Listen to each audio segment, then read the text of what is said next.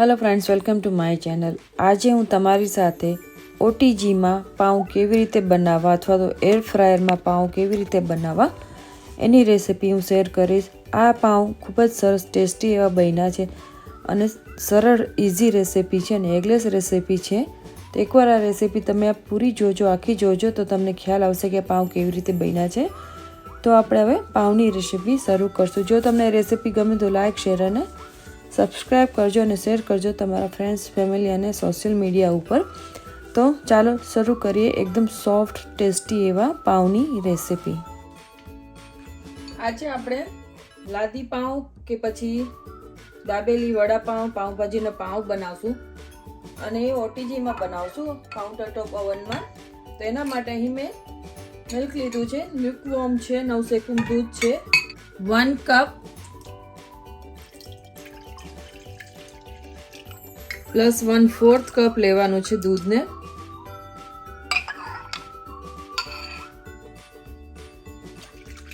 આજે આપણે લાદી પાઉં બનાવવાના છે, ઓટીજીમાં બનાવશું. આજે હું મશીન યુઝ નથી કરવાની લોટ બાંધવા માટે. હું તમને હાથેથી જ લોટ બાંધીને બતાવીશ, કારણ કે ઘણા લોકો પાસે મશીન નથી હોતા, સ્ટેન્ડ મિક્સર કે હેન્ડ બીટર નથી હોતા જે લોટ બાંધવાના આવતા હોય છે. તો હાથેથી તમને લોટ બાંધીને બતાવીશ. અને આજે આપણે ઓટીજીમાં બનાવશું. તો એના માટે અહીં મેં લીધું છે 1 કપ પ્લસ 1/4 કપ 9 સેકું મિલ્ક, વોર્મ મિલ્ક. આમાં આપણે એડ કરશું, મેં અહીં 3 ટીસ્પૂન શુગર લીધી છે.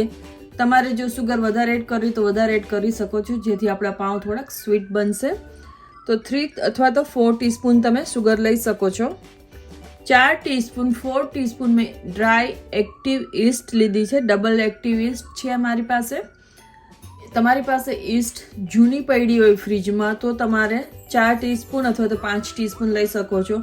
અથવા તમારી પાસે 9 પેકેટ હોય ફ્રીજમાં તો તમે એક પેકેટ જે નાનું સેચે આવે છે 7 ગ્રામનું, એ 7 ગ્રામ ઈસ્ટ તમે એડ કરી શકો છો. મારી પાસે ફ્રીજમાં ઘણા ટાઈમથી ઈસ્ટ પડી છે જૂની, તો હું 4 ટીસ્પૂન એડ કરું છું ઈસ્ટને.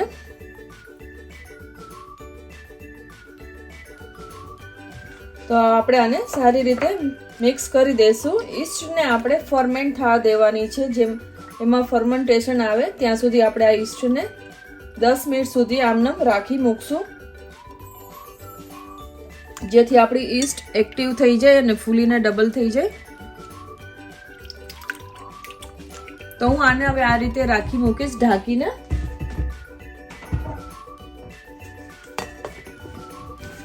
દસ મિનિટ પછી આપણે લોટને બાંધવાનો છે. તો 10 મિનિટ રહીને આપણે આપણું મિલ્ક અને ઈસ્ટને ચેક કરી લેશું. તમે જોઈ શકતા હશો કે ઈસ્ટ ફૂલીને થઈ ગઈ છે રેડી. તો હવે આપણે આમાં આપણે ડ્રાય ઇન્ગ્રેડિયન્ટ્સ એડ કરશું. અહીં મેં 3 કપ ઓલ પર્પસ ફ્લોર લીધો છે, મેંદો 3 કપ મેંદો લીધો છે. મેંદાને આપણે થોડો થોડો કરીને ચાળતા જશું.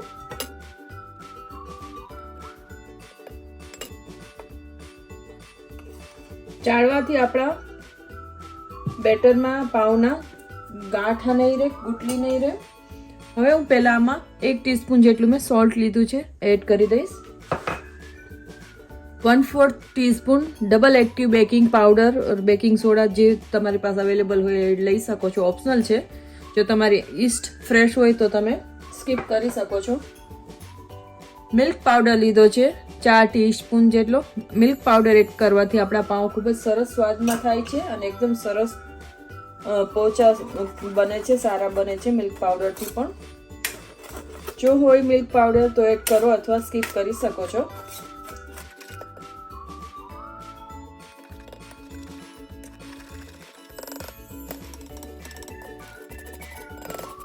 તો લોટને આપણે ચાળી લીધો છે. પહેલા આપણે સ્પેચ્યુલાની મદદથી સારું બધું મિક્સ કરી લેશું અને પછી આપણે હાથેથી લોટ બાંધી લેશું. બધાના મેંદો જે ઘરમાં આપણે આવતો હોય છે એની થિકનેસમાં ને એમાં ફરક હોય છે, લોટમાં ફરક હોય છે. જો તમને લાગે જરૂર પડે મિલ્ક એડ કરવાની તો તમે ગરમ કરીને 9 સેકું મિલ્ક એડ કરી શકો છો, વોર્મ મિલ્ક. હું અહીં થોડું એડ કરીશ. ટોટલ હું મિલ્ક કેટલું એડ કરીશ હું તમને જણાવી દઈશ. અત્યારે મેં 1/4 કપ લીધું છે.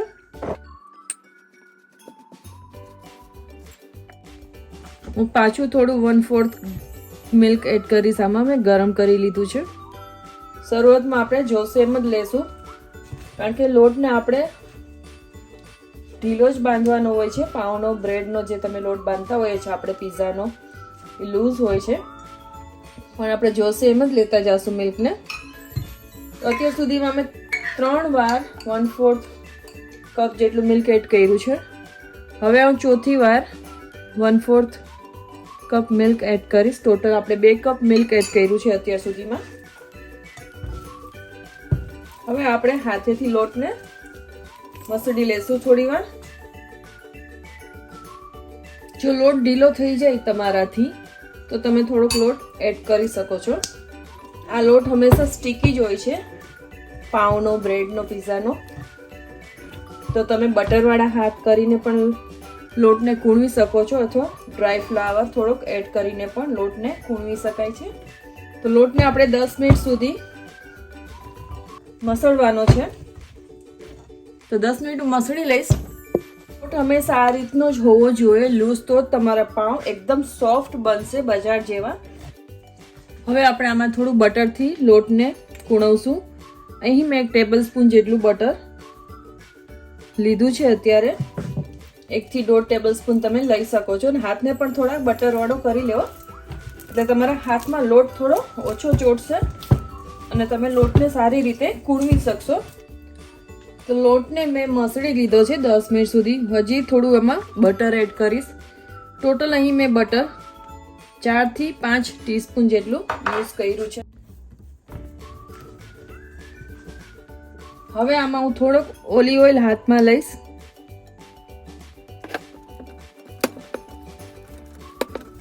લોટને આપણે હવે 1 થી 1.5 કલાક ફર્મેન્ટ થવા દેવાનો છે. જગ્યાએ આ લોટને ફર્મેન્ટ થવા રાખવા દેવાનો છે. આ જે ફૂલીને 2 થી 3 ગણો થઈ જશે પછી આપણે પાઉંને બેક કરશું. તો આ રીતે મેં બધી કોર ઓઇલ લગાડી લીધું છે, જેથી લોટ ડ્રાય ન થાય આપણો. હવે હું એને ઢાંકી દઈશ.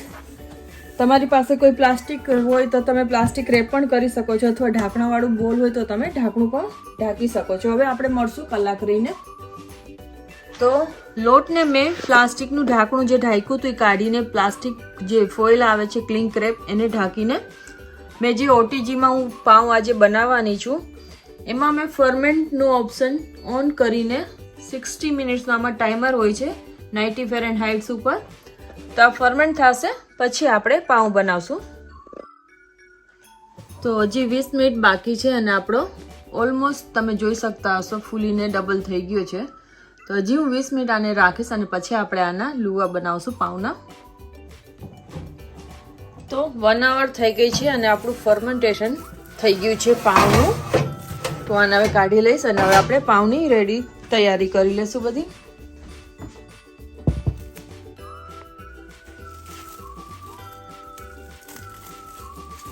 તો તમે જોઈ શકો છો આપણું એકદમ સરસ તેવું ફર્મેન્ટેશન થઈ ગયું છે.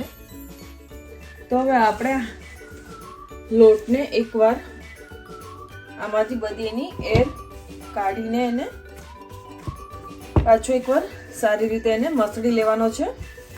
આમાંથી બધા એર પોકેટ્સ, એર બબલ્સ આપણે કાઢી લેવાના છે. સરસથી એવો આપણો પાઉંનો લોટ થયો છે.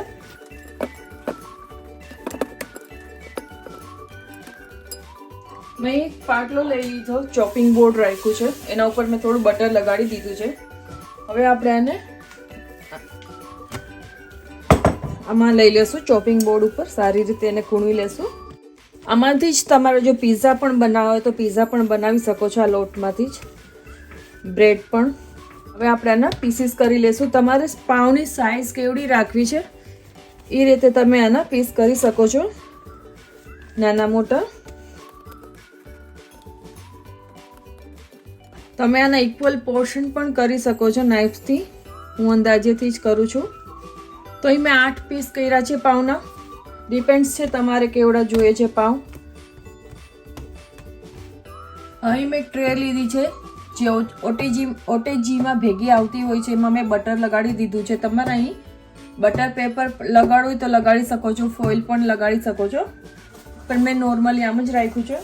હવે એમાં હું મેંદો લીધો છે, મેંદાને આપણે ડસ્ટ કરી લેશું સારી રીતે, જેથી આપણા પાઉં ચોટશે નહીં જરા પણ.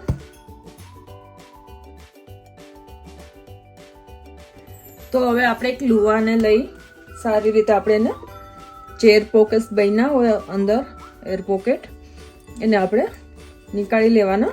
જો તમારે જરૂર પડે હાથમાં બટર તેલ લગાડવાની તો લગાડી શકો છો, અથવા તો આ રીતે તમે કાઉન્ટર ટોપ ઉપર અથવા તો ચોપિંગ બોર્ડ ઉપર મસળીને સારી રીતે એક સરસથી એવો લુઓ બનાવી લેવાનો છે.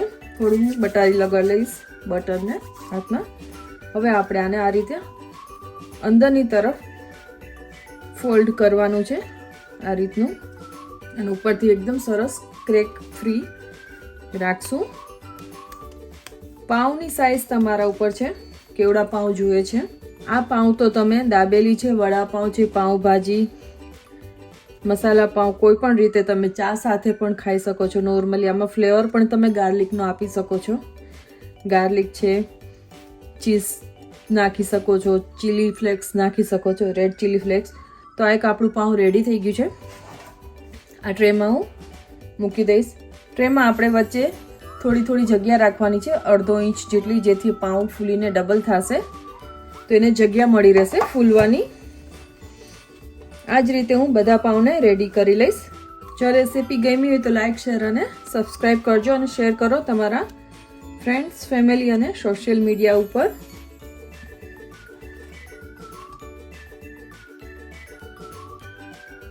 તો અહીં મેં આ બધા પાઉંના બોલ્સ બની ગયા છે. જો તમારે નાના કરવા હોય તો તમે 9 થી 10 કરી શકો છો.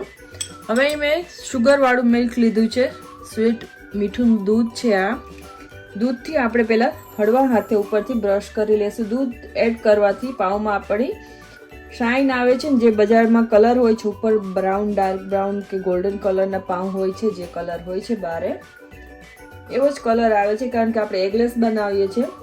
જો તમે એગ ખાતા હો તો તમે એગ વ્હાઇટ્સ પણ ઉપરથી અહીંયા લગાડી શકો છો, બ્રશ કરી શકો છો બ્રશથી એગ વ્હાઇટ્સ. આપણે એગલેસ બનાવીએ છીએ તો એટલા માટે અહીં આપણે એને મિલ્કથી મિલ્ક વોશ કરશું.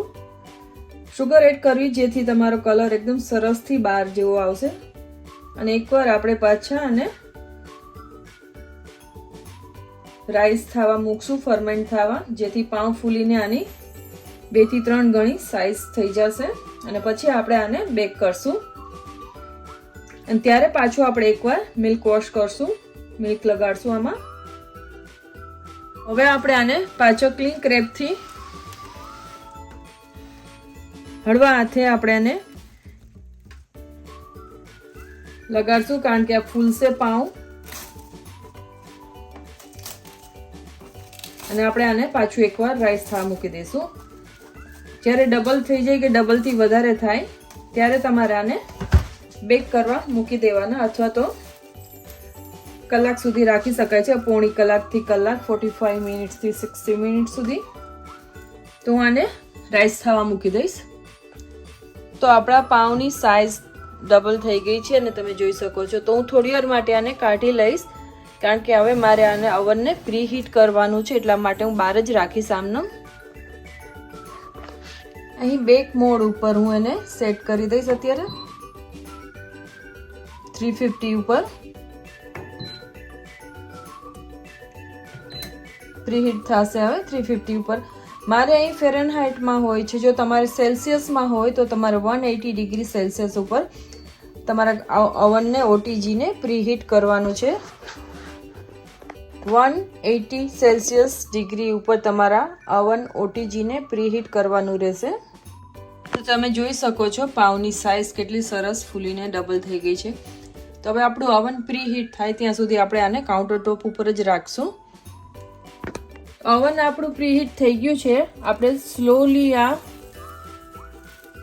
પ્લાસ્ટિકને રિમૂવ કરવાનું છે, જેથી આમાં જે એર ઇન્કોર્પોરેટ થઈ છે એ નીકળી ન જાય.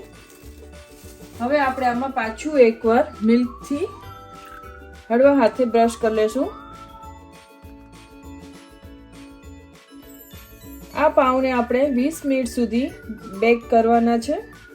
હળવા હાથે લગાડવાનું, જેથી એર જે આમાં ભરાણી છે એ બહાર નીકળી ન જાય, એર પોકેટ્સ આપણા તૂટી ન જાય. હવે આને હું 20 મિનિટ સુધી કૂક થવા દઈશ.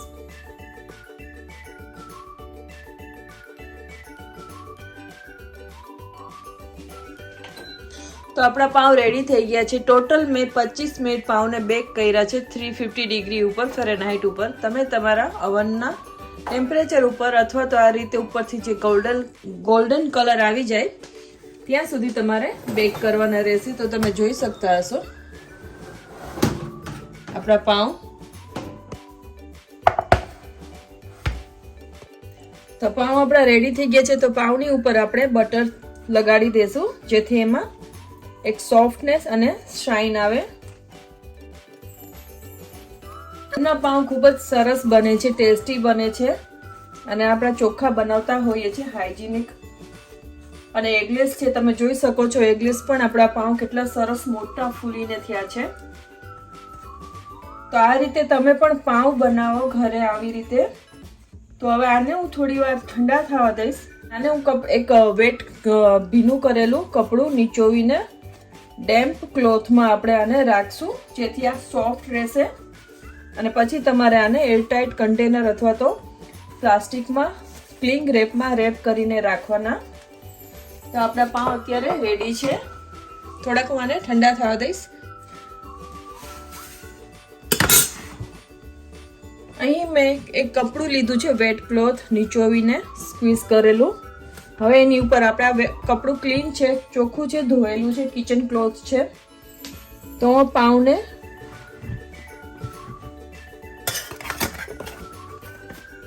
આપણે આમાં લઈ લેશું ક્લોથમાં. અને તમે જોઈ શકો છો ઇઝીલી નીકળી જાય છે, કારણ કે આપણે બટર અને ઉપરથી થોડો લોટ એડ કર્યો હતો. તો હવે આપણે આને થોડી વાર માટે આને ઢાંકીને રાખી દઈશું આ રીતે, જેથી એ સોફ્ટ રહેશે, મોઇસ્ટ રહેશે, નરમ રહેશે. તો આને થોડી વાર રહીને હું તમને આને ફાઇનલ રિઝલ્ટ બતાવું છું. એકદમ સોફ્ટ, નરમ, મુલાયમ, રૂ જેવા પોચા તમે જોઈ શકો છો બાઉન્સ બેક થઈને આવે છે. એ રીતના આપણા સરસ એવા બજાર જેવા પાઉં બનીને રેડી થયા છે. તો આ રેસીપી તમે પણ જરૂરથી ટ્રાય કરજો અને કમેન્ટ કરજો કે આ રેસીપી તમને કેવી લાગી પાઉંની. તમે જોઈ શકતા હશો અંદર એર પોકેટ પણ સારા એવા થયા છે. એકવાર તમે આ રેસીપી ટ્રાય કરો. તમે જોઈ શકો છો એકદમ બધા સોફ્ટ, પોચા, નરમ છે. આ રીતે તમે ફોલો કરો બધા જે રીતની મેં તમને રેસીપી બતાવી છે, બધા ઇન્ગ્રીડિયન્ટ્સ બતાવ્યા છે, એ રીતે ફોલો કરશો તો તમારા પાઉં પણ અવજ બનશે. અને લાઈક, શેર અને સબસ્ક્રાઇબ કરજો. શેર કરો તમારા ફ્રેન્ડ્સ અને ફેમિલીમાં. તો હું તમને એક કાપીને પણ બતાવું છું પાઉંને.